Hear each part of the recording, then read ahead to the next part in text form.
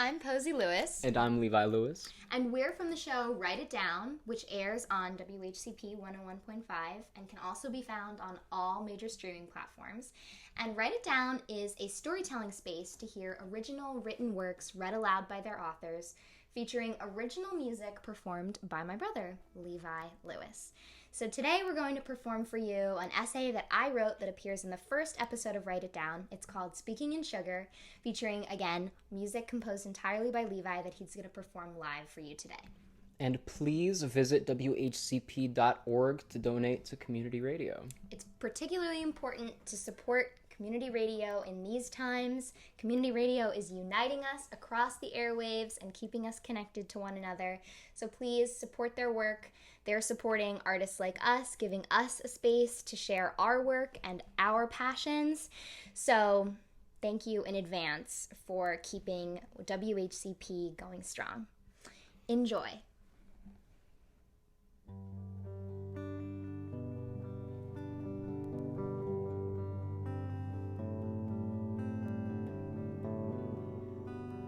The pie crust is crumbling.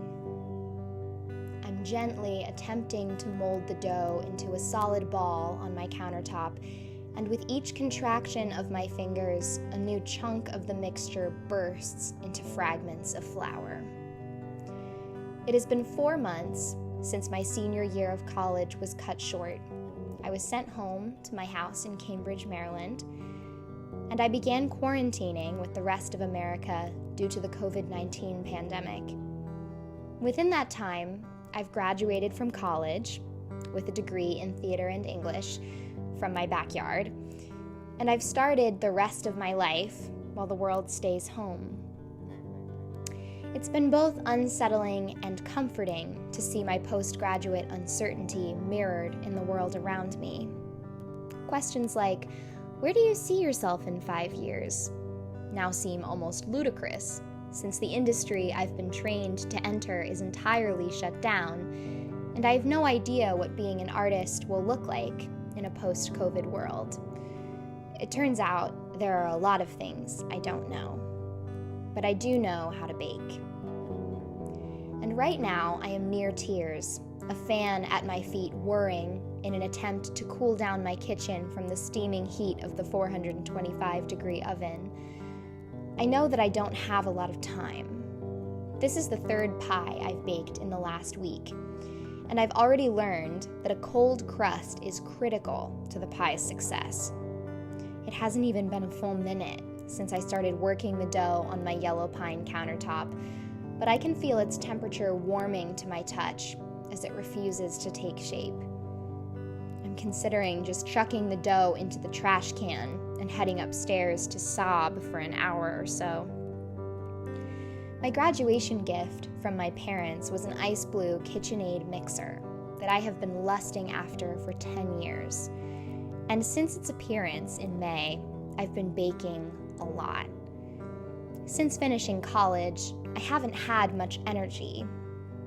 Each day feels almost alarmingly similar to the day before it, as I aimlessly float through this new reality where I'm not required to read or write or study or show up for anything at all. It's a shocking and dramatic sense of release, one that no amount of anticipation could prepare me for. It turns out that it takes a long time to recover and regenerate from being a student accustomed to working like a machine for over a decade. For the first time, I'm asking myself questions like, who am I when nothing is being asked of me? What can I make when the only force driving me is my own inspiration?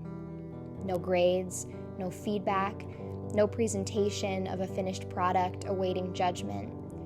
I'm learning how to build my own structure in a life controlled by my desires and mine alone. There's not a lot going on at the moment, and I don't know how to even begin answering those questions. So I just pick a new recipe and make it. The last several years of my life have been defined by creativity and collaboration. What has linked my passions to one another, writing, acting, singing, storytelling, is a need for creativity. I need to make things the same way I need to do my laundry. I've been feeling further and further away from my time as a student and my identity as an artist, from what it felt like to create a piece of work that would fill a space, or the feeling of my mind racing faster than I could type. My days at school were jam-packed with classes on Pinter, on-camera acting, decadent literature, consciousness, and directing, meeting with acting students as a TA, scene rehearsals, production rehearsals, papers, exams, and scene presentations. I was exhausted all the time, but my passion always had places to go. Now all of that is gone. Baking has become a foothold, not just as a step toward reclaiming my identity as a person no longer in school, but as a means of expression. When I wake up in the morning with no plans, no one to see, no assignments, no appointments, no projects, no energy to establish some sort of summer camp-esque schedule for myself, and plenty of guilt for my newfound inertia, I can make something. Olive focaccia, garlic knots, pizza, chocolate chip cookies, iced oatmeal cookies, peanut butter cookies, cinnamon rolls, blueberry muffins, banana cupcakes, lemon cupcakes with blackberry frosting, and pie. Now, I am frantically adding extra teaspoons of ice water into the pie crust dough until it begins to hold together just enough. With my hands full of the barely united mixture, I call out to my brother over the sound of Taylor Swift's new album in my ears, another artist's byproduct of isolation.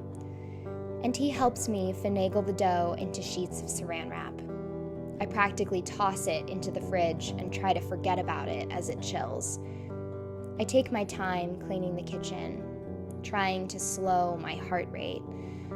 I finally start to scrub at the hardened bits of flour and butter on the counter with a bit less fervor. Recently, I was reading through the experiences of other artists accessing their creativity in quarantine when I found this quote by author Ada Limon. She writes, "What struck me almost immediately is that fear was more incapacitating than despair. I could surrender to a hopelessness and still make something, even if it felt like a last gasp of my own humanity or love or tenderness. I could still write it. However, if I focused on fear, I was always silenced." Her words cut straight through my listlessness, because I am so afraid.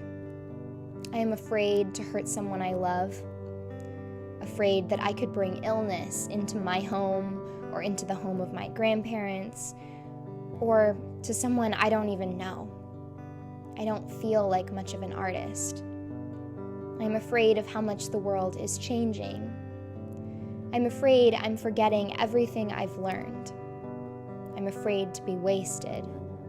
I'm even afraid to share this piece of writing right now, to hear my own words and amplify my voice, which has felt incredibly quiet these last few months. But in these moments of creation in my kitchen, I'm not scared. The truth is, I have been baking instead of writing. The cadence of my voice has been worked into floured dough, finding expression in the oven where exciting transformations can happen. I bake to share love. I send cookies and muffins and pie slices over to my grandparents, who desperately yearn to have us over for dinner. It hurts that we could ever be a threat to one another. I pound my loneliness into focaccia dough, thwacking its elasticity against the countertop on the days when friendship feels like a foreign concept. My perfectionist streak, which used to drive me through midnight scene rehearsals and final essay drafts, now keeps my hand steady as I gently frost cupcakes. I blanch peaches, sliding their skins off one by one into a slimy pile in the sink. Sugar syrup boils on the stove. I take the discs of pie dough out of the refrigerator and gently roll them into circles. Some sort of magic happened while it was chilling because it's no longer crumbling to pieces. I'm smiling now. I cut out strips for the lattice top and begin to assemble the pie. This is my favorite part. It's the baking equivalent of taking a test or performing on opening night. All the preparation, all the work, has come down to this moment when each individual part becomes the whole. Adrenaline surges as I shape pieces of dough over the peaches, which are tossed in sugar syrup and lying nestled in the pie dish. 45 minutes in the oven. Me, sat in front of the oven door with eyes wide, watching the center of the pie and waiting for the perfect moment to call it done. Today I baked this pie. I made it to tell you that I love you, and to tell myself that I can still make something, even when I'm lost.